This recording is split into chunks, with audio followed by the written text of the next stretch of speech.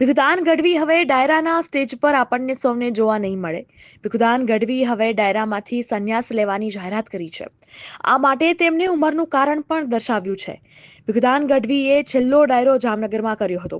ભીખુદાન ગઢવી તે ગુજરાતી લોક સાહિત્યના ખૂબ જ જાણીતા લોક સાહિત્યકાર છે.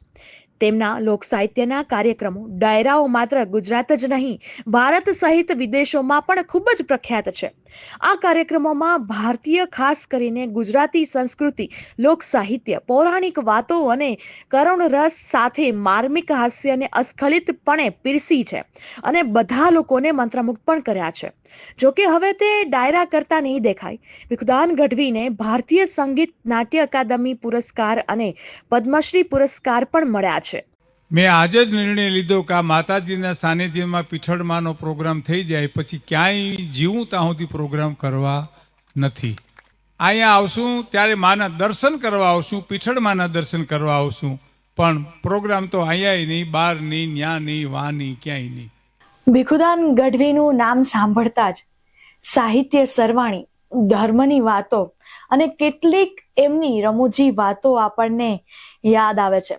નમસ્કાર દર્શક મિત્રો, હું છું આપની સાથે હિતેશ્રી દવે અને અત્યારે અગ્ર ગુજરાતની ટીમ આવી ગઈ છે જુનાગઢમાં અને અત્યારે આપણી વચ્ચે છે ભીખુદાન ગઢવીના પરમ મિત્ર એવા જગદીશભાઈ વસાવડા અને તેમનું અમે લોકો અગ્ર ગુજરાતના ડિજિટલ પ્લેટફોર્મમાં આપનું હાર્દિક સ્વાગત અને અભિવાદન કરીએ છીએ. સાહેબ નમસ્કાર. આપની અને ભીખુદાનભાઈની મૈત્રી કેટલા વર્ષની મૈત્રી છે? 1967 થી શરૂ કરીને આજ સુધી લગભગ 55 થી 58 વર્ષ જેવી અમારી મૈત્રી છે. અચ્છા, ઓકે.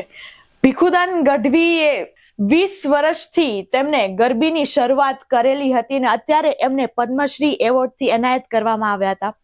ત્યારે આટલી મુસાફરીમાં તમે એમના ઘણા ચડાવ ઉતાર જોયા હશે, તો એવો કોઈ ચડાવ ઉતાર કે જેમાં તમે એમની સાથે હોય કે તમે એમના દરેક પ્રોબ્લેમમાં કે સારા નરસામાં તમે એમની સાથે હોય, એવો કોઈ ક્ષણ આપને યાદ આવે છે? જુનાગઢ ગાંધીગ્રામમાં ગરબીની શરૂઆત કર્યા બાદ હા, એ ચારણી સાહિત્યનું તેઓને પ્રસ્તુત કરવા માટેનો એક શોખ હતો. એક વખત મેંદેડાની અંદર ગરબીના સંચાલકોએ આવીને અમને કહ્યું કે ભાઈ તમારા ગાવાવાળા ગઢવીને અમારે ત્યાં મોકલો. અમે ઘણી બધી રિક્વેસ્ટ કરી. ત્યારબાદ ભીખુદાનશ્રી પોતે ત્યાં મેંદેડા ગયા હતા.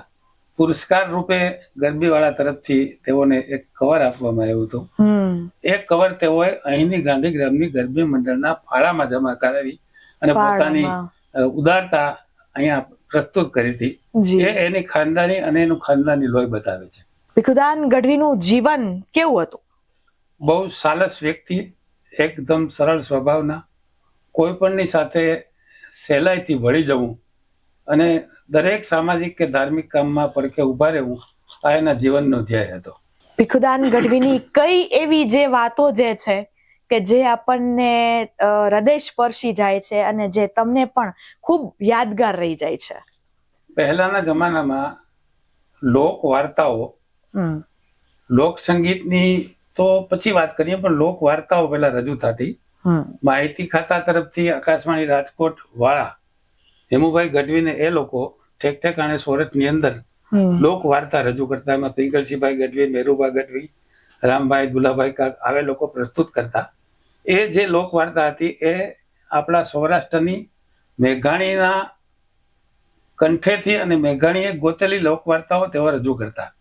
પરંતુ એ લોક વાર્તા ધીરે ધીરે બંધ થતા સ્ટેજ ઉપર આવી ને લોકવાર્તા સ્વરૂપે આપણા સોરઠના અને અહીંની પ્રજાને લક્ષીને અનુલક્ષીને જે કોઈ વાર્તાઓ કે સમાજને સદગુણ આવે એવી વાત પ્રજા કઈ પ્રેક્ષક બેઠા છે એ મૂડ જોઈને રજૂ કરવાની એક જ વ્યક્તિની તાકાત હતી, તે ભીખુદાન ગઢવી છે. એમના અન્ય કોઈ જીવન ચરિત્ર વિશે આપને કોઈ પ્રાસંગિક પ્રસંગો તમને કઈ યાદ આવતા હોય? એક વખત એમના દાદીમા ના અવસાન વખતે એકદમ જુનાગઢની અંદર કરા પડ્યા હતા, વરસાદ પડ્યો હતો. આ શમશાન યાત્રામાં અમારે લોકોને જવાનું હતું.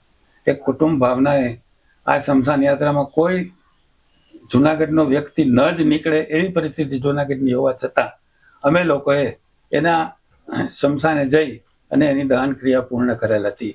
આ મને દુઃખદ પ્રસંગ ઘણો હજી યાદ છે. ભીખુદાનભાઈ હવે અવસ્થાને કારણે પ્રોગ્રામ એટલે કે તેમના શબ્દો આજીવન નહીં કરવાની જાહેરાત કરી છે.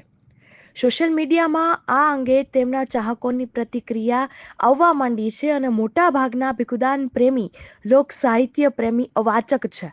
ક્રિકેટના મેદાનમાં કોઈ ખેલાડી વિક્રમોની વણઝાર કરતો હોય અને અચાનક મેદાનમાંથી નીકળતી વખતે નિવૃત્તિની જાહેરાત કરી દે એવી ગ્રેસફુલ એક્ઝિટ છે. તેઓને લોકસંગીતનો જે શોખ હતો, લોકવાક્ય બધા પ્રજાની સમક્ષ રજૂ કરવું એક એની ખેવના હતી. એ માટે કરીને અમે લોકો જુદા જુદા ડાયરામાં બાદુભાઈ જેઠવા સાથે પ્રાણભાઈના એવા સ્ટેજ ઉપર દિવાળીબેન ભીલ તેને સાંભળવા જતા અને એને સાંભળવા માટે પછી બેક મળતા તેઓ રામજીભાઈ કરકરને ત્યાં નોકરીએ રહ્યા.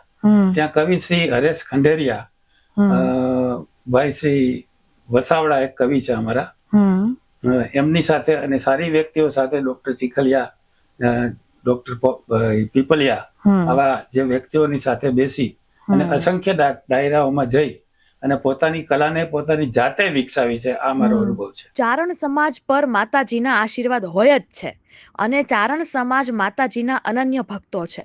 મિત્ર જગદીશભાઈએ ભીખુદાનભાઈ સાથે ટેલિફોનિક વાત કરી. તેમાં પણ તેમણે કહ્યું હતું કે આજે પણ માતાજીના આશીર્વાદ મારા ઉપર છે અને જગદીશભાઈ પણ માને છે કે ભીખુદાનભાઈ પર માતાજીના આશીષ છે. ક્યાંક માતાજીનો જ હુકમ થયો હશે જેથી તેમણે સાહિત્ય જગતમાંથી વિદાય લઈને માતાજીના ચરણોમાં પોતાની કલા મૂકીને શાંતિથી જીવન જીવવાનું પસંદ કર્યું છે. સરસ વ્યક્તિ અને સાહિત્ય જગતના પિતા સમાન ભીખુદાનભાઈનો અવાજ હવે લોકોને સાંભળવા નહીં મળે. જગદીશભાઈ, આ બંનેની મૈત્રી 58 વર્ષની આપે જે કહી છે, તો આ બંને મિત્ર કઈ જગ્યાએ ચા પીવા જતા અને કઈ જગ્યાએ તમે મસ્તી કરતા, એવી કોઈ યાદગાર ક્ષણ આપની પાસે? ગાંધીગ્રામ પોલીસ ચોકીની બહારના ભાગમાં એક મહેન્દ્રભાઈની કેબિન હતી અને એ મહેન્દ્ર અમારા ઘરની સામે જ રહેતા હતા. ત્યાં રાતના ભજીયા બનાવવા, ગમે ત્યારે ચા બનાવવી, રાતે 2, 2:30, 3 વાગે કાળવા ચોકની અંદર જઈ ચા પાણી ને ગાંઠિયા ને બધું ખાવું. ગરબી પૂરી થઈ ગયા પછી પણ કાળવા ચોકમાં રખડવા જવું. સાયકલ હતી, ક્યારેક નથી, હાલીને તો હાલીને, પણ આવી પદયાત્રા પણ ખૂબ કરી અને અમે લોકોએ એ વખતનું અમારું જુવાનીનું જીવન જેને કહીએ ને કે મસ્તીથી ગુજાર્યું છે અને ભજન ભાવની સાથે જ ગુજાર્યું. તે વખતે શેરી ગરબી જ થતી હતી. શેરી ગરબી સિવાય કઈ જુનાગઢમાં હતું નહીં, પણ ગરબી પૂરી કર્યા પછીની અમારી જે જીવન યાત્રા આવી રીતે યુવાનીમાં જે અમે ચલાવી છે તે હજી પણ મને યાદ છે.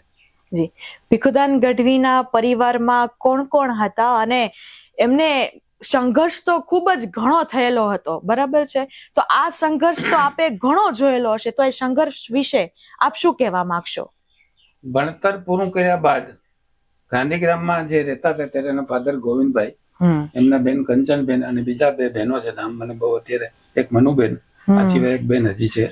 તેઓ બધા અહીંયા સાથે જ રહેતા અને સાથે જ અમે લોકો બધા એકબીજા ઘરની જેમ રહેતા. આ સમયે એક રામજીભાઈ કરકર વકીલને ત્યાં ફક્ત 50 રૂપિયાની અંદર જે તે સમયે નોકરી તેઓએ સ્વીકારી હતી. કારણ કે સરકારી નોકરી મળવી અથવા તો સરકારી નોકરી ગોતવી એ ત્યારે પણ સહેલું તો નતું જ, પણ તેમ છતાં પોતાએ ઘર ગુજરાન ચાલે અને પોતે ઘરની અંદર એક જ હતા. એક ભાઈ તેના કરણીદાન એસટીમાં હતા, પણ એસટી ની અંદર નોકરી કરતા પણ સાથે હોય ન હોય અને ઘરનું ગુજરાન ચલાવવા માટે કરીને નોકરીનો સ્વીકાર કર્યો હતો. પણ એ જીવ નોકરીના લાયક તો હતો જ નહીં. એને નોકરી કરતા કરતા પણ રાત્રિ દરમિયાન અમે લોકો ખૂબ આવા ભજન ભાવ ધાર્મિક કાર્યક્રમમાં રખડી અને પોતાની ઉન્નતિ માટે જે તેણે મહેનત કરી છે તે આજના યુગમાં કદાચ કોઈ નહીં કરે. ના કોઈ દેખાડો, ના કોઈ ઠઠારો. જે રીતે મંચ પર ભીખુદાન ગઢવીએ લોક સાહિત્યની સરિતા વહાવી છે, હવે એ સરિતા અને તે અવાજ હવે આપણને સાંભળવા